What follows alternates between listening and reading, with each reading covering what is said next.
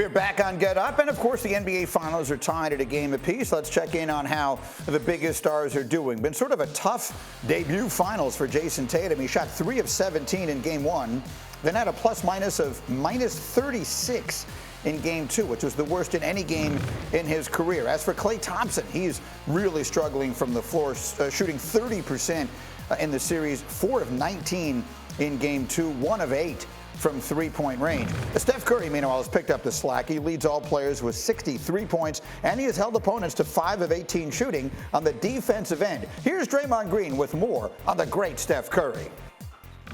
Our offense is always a lot of Steph. It all starts with Steph. Whether, when KD was here, our offense still started with Steph. And, that's the way it's going to be. So he says that, and of course, everyone immediately starts texting me, Greeny, he brought up KD again, Greeny, he brought up KD again. Now, that actually sounds, as you hear it, like sort of, that did not sound like he was trying to take a shot necessarily at Kevin Durant, the way he said it there. How did you interpret that? I thought he was just providing context for how the Warriors have always played with Steph Curry, and they have publicly said this. Steve Kerr talked about this about halfway through that first year with Kevin Durant. They realized in December of that year, oh my gosh, we need to actually involve Steph more, because Kevin Durant is, to me, like the ultimate plug-and-play guy. You don't need to necessarily call plays for Kevin. Kevin's going to go get 30. That's just how good he is. He does it all within the context of whatever offense you're running. And I didn't see this in any way as Draymond taking some sort of shot at Kevin Durant. Did you, CJ? I didn't think he was taking a shot, because I actually believe that he truly believes everything that he says is true, regardless of whether or not it is. But I think historically, Kevin Durant's name has been coming out because he's a great player, and a lot of times I think the Warriors feel slighted on those championships because a lot of people bring up KD's presence, what he did, and how essentially he's the reason why they won, and they feel like they're a team. But I think when he brought up the fact that he believes Steph was double-teamed 7 times as much as KD, I thought that was a little much. And I don't know if that was for clicks, but I'm going to ask Dre about that specifically, because even if he believes Steph was double-teamed more, there's no way it was 7 times more, because as JJ referenced, KD averages 30 a game for his career in the finals.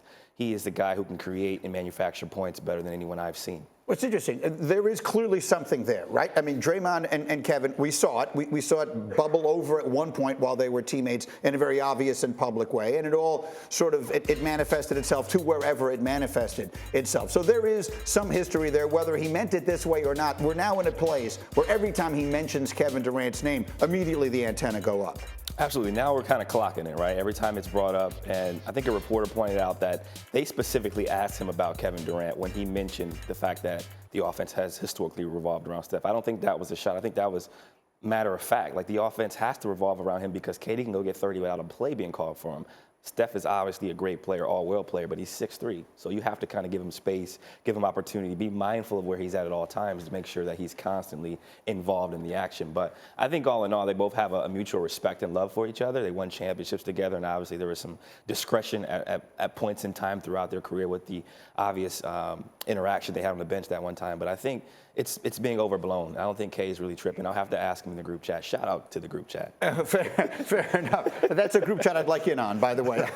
I don't want to contribute. I just would like to read the things that go back and forth. This is not for the world to see. I had a feeling. So, JJ, how about it? I mean, at the end of the day, are they better off this way?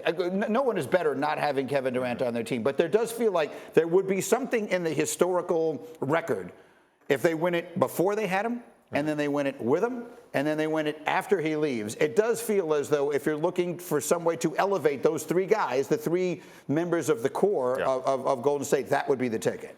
Oh, for sure. And look, I think regardless of how people feel about those Kevin Durant Warriors teams, the legacy of Steph and Klay and Draymond is secure. Like, these guys, to make 6 finals in 8 years, to have the Hall of Fame career that they've all had, they are going to have a legacy. The reality is, look, Kevin Durant was the best player on those Warriors teams. And if you go look at those finals, Steph was awesome. Draymond talked about this last week. Steph was fantastic. In 17, they were 16-1 in that playoff run. Kevin Durant was the first player since Shaq in 2002 to score 30 in every game of the finals. And in both 17 and 18, he hit key buckets down the stretch of those back-breaking games against the Cavaliers. But it was almost like it was, I mean, you were out there competing against them, obviously, so you would know better. It was almost unfair, right? When you take a team that was already that good and you take out nothing, you don't trade for him, you just get Kevin Durant, you just add maybe the greatest scorer that ever lived. It almost felt like the whole thing was unfair. So whether KD or Steph was the best player, the whole thing felt something like a cheat code. Was it that way when you played against them? Yeah, I mean, I was disappointed in him for doing that, and I told him about it, and he kind of laughed and was like, I had a right of free will. He can do what he wants, and I respected the fact that he made that decision knowing people would be angry at him because of how good the Warriors were, but also I think it challenged him to play a different type of game, and I think JJ referenced it. He was a plug and play, right? He had to learn a new system. He had to play alongside great players, and I think he became a more well-rounded basketball player, and that's what we're seeing now. But obviously, I was on vacation reading, and I was like, this can't be serious. I had lost to the Warriors before he got there. Obviously, we ended up losing once he got there, but I think, as JJ referenced, there's no debates about who was the best player on that team. We know it was Kevin Durant. Steph knows it was Kevin Durant. Dre, deep down, he knows it was Kevin Durant, and obviously K knows he was the best player on that team as well. Well, that's interesting. Okay, let's put a little bookmark in that. We can come back to it as we continue because, as far as historical greatness, I think that's become something of a question during this series. In the meantime, thank you for watching ESPN on YouTube. For live streaming sports and premium content, subscribe to ESPN+.